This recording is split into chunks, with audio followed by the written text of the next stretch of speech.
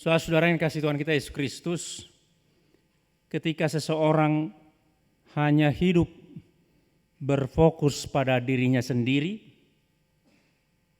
apalagi pada kemampuan dan kehebatannya atau kelebihannya yang dia miliki, maka hal itu dapat membawanya kepada sebuah sikap tinggi hati dan sombong. Atau dalam istilah lain, maka dia akan memegahkan dirinya sendiri. Padahal dalam Mazmur yang kita baca tadi, kita diminta untuk memegahkan, memuji, mengagungkan Tuhan kita yang penuh dengan belas kasihan. Persoalannya saudara-saudara, pertanyaan yang perlu kita renungkan dengan baik adalah, apakah memuji atau memegahkan seseorang itu merupakan hal yang mudah atau sulit? Apakah memuji kehebatan seseorang mudah kita lakukan? Mungkin kita akan menjawab, mudah kita melakukan itu, memuji seseorang, dan kita senang dipuji oleh seseorang. Orang Batak bilang, orang Batak ini si pangkaron. Dipuji sedikit, maka dia akan menjadi orang yang terbaik bagi yang memujinya. Saudara, sebetulnya memuji itu atau memegahkan seseorang itu hal yang tidak mudah kalau dilakukan dengan tulus, dengan hati yang tulus. Itu bukan hal yang mudah, saudara-saudara.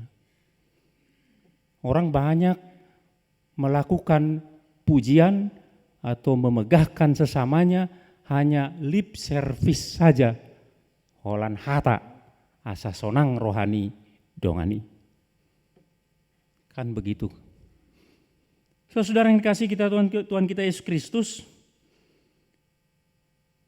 memuji atau memegahkan seseorang itu sebenarnya sulit, sebab harus dengan tulus mengakui kehebatan, kelebihan, apa itu lebih kuasa, apa itu lebih cantik, atau apa itu lebih ganteng, apakah itu lebih kaya atau lebih apapun itu, dengan hati yang tulus. Ini sulit, saudara-saudara, bukan hal yang mudah.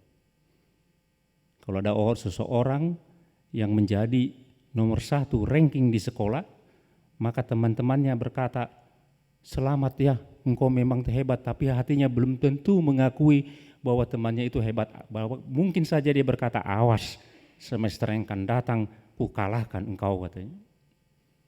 Tidak mudah memuji, tidak mudah mengagungkan seseorang, tidak mudah memegahkan seseorang. Hal yang sulit. Itu diperlukan hati yang tulus, pengakuan terhadap orang itu yang lebih hebat, lebih besar, lebih berkuasa, lebih pintar, dan lebih apapun dari kita. Jadi begitu, memuji itu bukan hal yang mudah. Bagaimana supaya dapat kita memuji orang dengan tulus, dengan hati yang tulus, benar-benar tulus? Itu harus dimulai dengan mengalami kebaikan orang itu, mengalami kehebatan orang itu, mengalami apa yang lebih dari orang itu. Maka kita dapat memuji dengan baik. Saya ambil contoh demikian. Dulu waktu di STT ada dosen kami namanya Dieter Becker, orang Jerman. Dia itu orang yang baik. Kalau ada seseorang yang tidak bisa pulang pada liburan Natal, dia tampung di rumahnya, dia pekerjakan untuk mengkeliping koran, melakukan sesuatu, dan dia beri honor dan dia beri makan. Apakah dia orang yang baik? Pasti kita akan menjawab, memang dia orang yang baik. Persoalannya, apakah saudara merasakan kebaikan dia? Oh, belum tentu. Hanya teman yang melakukan. Saya sendiri mungkin tidak merasakan, karena saya tidak pernah tidak pernah tidak pulang ke Bandung ini waktu libur Natal. Teman-teman yang mengalami itu merasakan kebaikan pendeta Dieter Becker itu. Demikian juga dengan Tuhan, saudara-saudara. Apakah Tuhan baik? Baik. Karena kita diajarkan dari sekolah minggu bahwa Tuhan itu baik. Penuh dengan kasih, penuh dengan belas kasihan. Dia itu penuh perhatian kepada kita. Tetapi apakah saudara pernah mengalami kebaikan Tuhan dalam hidup ini? Belum tentu. Begitu. Kalau belum kita mengalami itu, maka sulit bagi kita untuk memuji Tuhan, mengagungkan Tuhan, memegahkan Tuhan dengan hati yang tulus. Alih-alih hanya lip service, holan hata. Itu sebabnya tidak jarang orang-orang, kalau dulu waktu dosen kami bilang sebaiknya kalau ada punguan-punguan kor itu, lagu-lagu kornya itu kita PA-kan dulu syairnya itu. Apa artinya itu? Supaya itu meresap dulu ke dalam hati kita, baru kita menyanyikannya dengan baik. Karena belum tentu apa yang keluar kita nyanyikan dalam nyanyian kita itu, kita alami dalam hidup kita. Maka fokus kita biasanya kepada keindahan suara itu, bukan keindahan pengalaman bersama dengan Tuhan. Jadi saya urutkan lagi, saudara-saudara. Kita diminta mengagungkan Tuhan, memegahkan Tuhan. Kita tidak bisa memegahkan Tuhan dengan tulus, dengan sebenar-benarnya, jika kita tidak mengakui kehebatan, kebaikan Tuhan dengan sepenuhnya. Dan itu hanya dapat dialami dalam hidup kita sehari-hari. Berjalan, hidup bersama dengan Tuhan, mengalami semua kebaikan Tuhan. Itulah dasar dari kita yang akhirnya dapat mengagungkan, memegahkan Tuhan dalam hidup ini. Tanpa itu, sekali lagi, kita hanya omong doang, omdo. Kita mungkin bisa bernyanyi begitu indah memuji Tuhan, tapi omdo. Kita mungkin bisa, bahkan orang terkagum-kagum dengan kita, tetapi kalau tidak pernah bergaul dengan Tuhan, yang menyebabkan pengakuan terhadap Tuhan, dan itu menyebabkan mengagungkan Tuhan dengan tulus di dalam hatinya. Itulah yang diminta oleh teks atau pemazmur itu. Itu sebabnya di ayat sebelumnya, di ayat 11 dia berkata, Tuhan senang kepada orang-orang yang takut akan Dia. Kepada orang yang berharap akan kasih setianya. Tidak ada orang yang mengharapkan sesuatu jika dia dapat melakukan apa yang diharapkan itu. Jadi kalau pemazmur berkata Tuhan senang kepada orang-orang yang takut akan Dia, adalah orang-orang yang mengakui kuasa dan kehebatan dan kasih dari Tuhan yang tidak dapat dia lakukan kepada orang-orang yang berharap akan kasih setianya. Itulah dasarnya, saudara-saudara. Saudara mau memuji dengan baik terhadap Tuhan, jangan fokus pada diri sendiri, kehebatan sendiri. Jangan fokus kepada kelebihan diri sendiri yang kita miliki. Itu akan membuat saudara tinggi hati dan tidak memerlukan Tuhan dan tidak pernah akan mengharapkan Tuhan. Kalau hanya fokus kepada diri sendiri. Nah, dalam teks kita, Mazmur 147 ayat 12 sampai 20, pemazmur mencatat beberapa hal yang dia daftarkan yang menjadi dasar mengapa dia harus meminta untuk memegahkan atau mengagungkan Tuhan. Kalau kita baca di ayat 12, ayat 13 sampai ayat 20, maka kita akan lihat di situ alasan-alasan yang diajukan oleh pemazmur yang dia alami dalam hidupnya, yang dia alami bersama-sama dengan bangsanya. Dan dia simpulkan, megahkanlah Tuhan.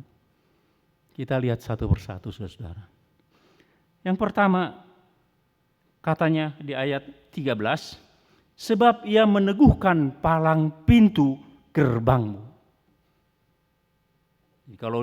Kalau waktu itu, waktu perjanjian lama, ada palang pintu yang menghambat. Jadi orang dia ada tembok dan itu dibuat palang pintu supaya menjaga musuh masuk jika akan menyerang. Maka dikatakan dalam teks kita, sebab ia meneguhkan palang pintu gerbangmu. Tidak dikatakan bahwa dalam teks kita bahwa ia memusnahkan musuhmu. Tuhan akan menghalau musuh-musuh kita setelah kita membuat palang pintu untuk keamanan kita. Saya ingat ada seorang pendeta berkhotbah gini tentang ilustrasi begini. Ada seorang yang sudah tua, lanjut usia, rambutnya udah putih seperti saya ini, bahkan botak kali, dan akan pensiun. Dia berdoa kepada Tuhan. Ya Tuhan, saya sudah mengabdi kepadamu bertahun-tahun. Hidupku kuberikan kepadamu bertahun-tahun. Tetapi saya tetap miskin. Maka sebelum saya berhenti, saya berdoa memohon kepadamu, biarlah aku memenangkan lotre kali ini. Amin, kata dia. Dia tunggu-tunggu seminggu tidak ada menang lotre. 2 minggu sampai sebulan-bulan tidak minggu. Kemudian Tuhan berkata dari surga. Setelah dia protes, mana Tuhan kok tidak ada menang lotre. Maka Tuhan berkata dari surga, katanya demikian. Bagaimana saya dapat membuat engkau menang lotre, kau sendiri tidak pernah pasang lotre. Tuhan akan menolong kita. Ketika kita melakukan cara-cara tertentu yang membuat Tuhan menolong kita. Orang Israel menghadapi musuh, maka dia membangun palang pintu, maka Tuhan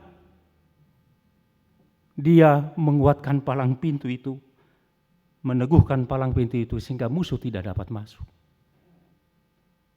Saudara yang kasih Tuhan kita Yesus Kristus, banyak musuh rohani kita dalam hidup ini. Tetapi apa yang kita lakukan? Bahkan kita sering minta Tuhan, Tuhan tolong aku. Tapi apa yang kita lakukan untuk membiarkan Tuhan melakukan sesuatu untuk menolong kita? Kita kan ininya enak saja kan. Kita inginnya, ya bimsalabimlah Tuhan dari yang di surga kemudian menolong kita. Coba saya ambil contoh lagi. Dari pengalaman hidup saya sebagai pendeta, tidak jarang seorang berdoa kepada Tuhan, Tuhan anugerahkanlah seorang anak kepada kami. Tuhan beri anak. Setelah punya anak, maka dia berdoa lagi kepada Tuhan, Tuhan biarlah anak ini tumbuh sesuai dengan kehendak-Mu, dan biarlah anak ini tumbuh dengan penuh dengan iman. Tapi dia diam saja, orang tuanya. Apakah Tuhan bisa dari surga menumbuhkan iman dia? Apakah Tuhan dapat membimbing dia? Untuk apakah orang tua kalau begitu? Ada tanggung jawab yang harus kita lakukan. Ada tanggung jawab yang harus kita lakukan untuk menghalau musuh. Dan Tuhan akan mendukung kita. Ini yang pertama. Jadi bermegahkanlah Tuhan. Karena Dia menolong kita. Menghalau musuh-musuh kita. Setelah kita melakukan dengan semua daya usaha kita, Tuhan akan menopang kita. Tidak pernah ada orang sampai dewasa imannya jika dia tidak berusaha membaca firman Tuhan, melakukan firman Tuhan, maka Tuhan akan menolong dia. Tidak mungkin Tuhan menganugerahkan langsung itu kepada kita. Kalau gitu apa gunanya kita? Itu yang pertama, saudara-saudara. Yang kedua, saudara-saudara, di ayat 13 juga dikatakan Tuhan memberkati anak-anak di antaramu. Bagi orang Yahudi, anak-anak itu adalah tanda-tanda kehidupan. Jadi ada kelanjutan kehidupan. Secara fisik, anak-anak adalah masa depan. Jadi ada tanda-tanda masa depan yang diberkati, yang dijamin oleh Tuhan melalui anak-anaknya. Tuhan memberkati anak-anakmu. Maka megahkanlah Tuhan. Tuhan memberkati masa depanmu melalui anak-anakmu. Maka berkatilah Tuhan. Itu sebabnya di perintah yang 10, anak-anak itu masa depan. Hormatilah orang tuamu supaya lanjut umurmu di tanah yang. Kenapa bisa dikatakan begitu? Karena supaya generasi yang akan datang, jadi ingat anak-anak. Kalau ada di sini orang tua yang tidak datang anak-anaknya tahun baru ini, Natal ini, lo takon. Ingat anak-anak, ingat itu. Perintah Tuhan, kita harus memperhatikan anak-anak. Karena anak-anak itu masa depan dari kita. Dan itu bagi anak-anak, bagi seperti saya yang masih ada orang tua atau mertua atau apa ya, perhatikanlah orang tua itu. Karena itu perintah Tuhan. Tuhan memberkati masa depan kita. Dia tidak akan membiarkan kita. Itu yang kedua. Yang ketiga, dalam ayat 14 dikatakan Tuhan menyertai mereka dengan damai sejahtera. Meskipun mereka dikepung oleh musuh, kita baca dalam kitab Esra dan Nehemia, bagaimana ketika mereka membangun dikepung oleh musuh, membangun tembok Yerusalem. Tapi Tuhan menjamin damai sejahtera mereka. Maka megahkanlah Tuhan. Bagi kita damai sejahtera yang dianugerahkan kepada kita adalah di dalam Tuhan kita Yesus Kristus. Dia menganugerahkan itu dengan Yesus Kristus yang menjadi tumpuan kita, pengharapan kita dalam hidup kini dan masa yang akan datang dan dalam dibalik kematian.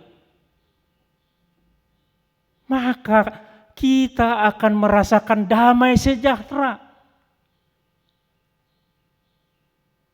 Kalau saudara masih kurang uang sedikit, urik-guringan, berarti saudara belum berdamai sejahtera. Belum betul-betul merasakan kasih penyertaan Tuhan. Apalah yang dapat menghambat damai sejahtera kita? Tidak ada. Karena di balik kematian kita telah dijanjikan Tuhan. Disitulah tempat kita bersama dengan Tuhan, bersukacita sepanjang masa. Maka megahkanlah Tuhan, karena Dia memberi damai sejahtera.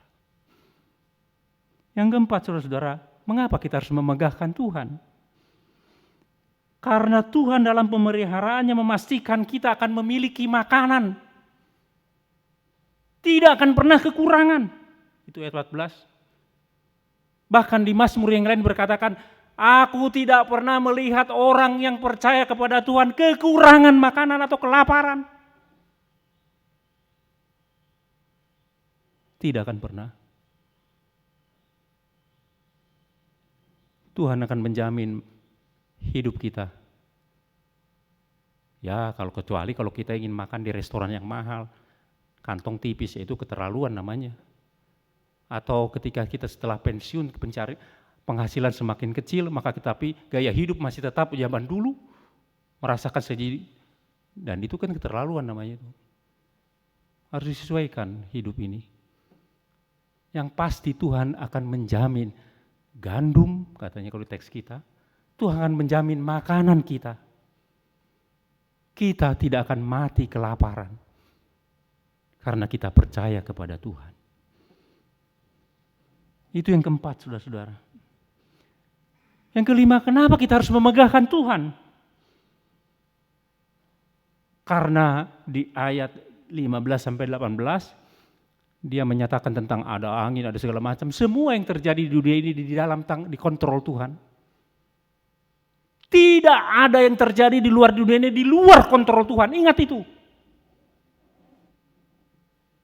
Di dalam kendali Tuhan semuanya. Maka kita harus memegahkan Tuhan. Dan yang luar biasa, yang keenam, saudara-saudara, ini luar biasa. Orang Israel ayat 19 sampai 20 adalah orang-orang yang punya hak istimewa. Apa hak istimewanya? Perintah Tuhan dan perkataan-perkataan Tuhan diberikan langsung kepada orang-orang Israel dan bangsa-bangsa lain tidak memilikinya. Bukankah itu hal yang luar biasa? Kita juga memiliki hak istimewa sekarang. Setelah Kristus datang dan tinggal di antara kita, firman yang menjadi daging tinggal di antara kita. Maka kita akan mempunyai hak akses langsung kepada Tuhan oleh Kristus Yesus yang mematahkan semua hambatan. Itu hak yang luar biasa yang tidak didapatkan oleh, kalau dari orang Israel, bangsa-bangsa lain, oleh orang-orang lain yang tidak percaya kepada Kristus. Di mana ada Tuhan, firman Tuhan yang menjadi daging, yang tinggal di antara kita, yang merasakan apa yang kita rasakan. Di mana ada Tuhan yang demikian selain di kekristenan? Luar biasa Tuhan kita, saudara-saudara. Maka hak yang demikian harusnya kita manfaatkan dengan sebaik mungkin. Karena kita mempunyai hak istimewa demikian, maka kita harus memegahkan Tuhan kita. Megahkanlah Tuhan kita dalam hidup ini. Sekali lagi, itu semua hanya dapat dilakukan dengan hati yang tulus dan benar jika kita bergaul dengan Tuhan sehari-hari. Maka apa yang dikatakan pemazmur 6 hal tadi itu akan kita rasakan dalam hidup ini. Dan kita akan berkata sama dengan pemazmur, megahkanlah Tuhan, hai Yerusalem. Tuhan memberkati kita. Amin. Terima kasih Tuhan atas firman-Mu yang Kau berikan kepada kami pada hari ini. Terima kasih Tuhan, biarlah firman-Mu yang kami dengar itu memperbarui hidup kami, karena firman dan Roh Kudus bekerja dalam hati kami. Terima kasih Tuhan, karena Engkau telah tinggal di antara kami, merasakan semua yang kami rasakan, menanggung semua beban yang kami tanggung Tuhan, bahkan Engkau menanggung dosa-dosa kami. Sehingga kami memulai hak istimewa menjadi anak-anak-Mu dalam keluarga Allah Tuhan. Terima kasih Tuhan atas semua pergumulan hidup kami yang kami rasakan di tahun yang lalu. Kami merasakan kasih penyertaan Tuhan. Memang kadang kami Tuhan meragukan semua kasih Tuhan dalam hidup kami ini. Tetapi seiring berjalannya waktu, kami dikuatkan oleh firman-Mu, dikuatkan oleh iman kepadamu, sehingga kami menyimpulkan Tuhan, sampai saat ini kami masih Engkau sertai. Kami juga percaya Tuhan, ke depan ini, di tahun 2022 ini, Engkau juga akan beserta dengan kami. Sehingga kami pada akhirnya dalam hidup ini akan memegahkan Tuhan, karena Tuhan menganugerahkan semua yang kami perlukan dalam hidup kami ini. Terima kasih Tuhan, kami serahkan hidup kami. Kami akan melangkah melalui hari-hari di tahun 2022 ini. Berjalanlah Engkau di depan kami, berjalanlah Engkau di belakang kami, berjalanlah Engkau di samping kanan kiri kami. Jika Engkau bersama dengan kami, segala sesuatunya akan kami rasakan aman Tuhan, karena Engkau bersama dengan kami. Terima kasih Tuhan, di dalam Kristus kami berdoa. Amin.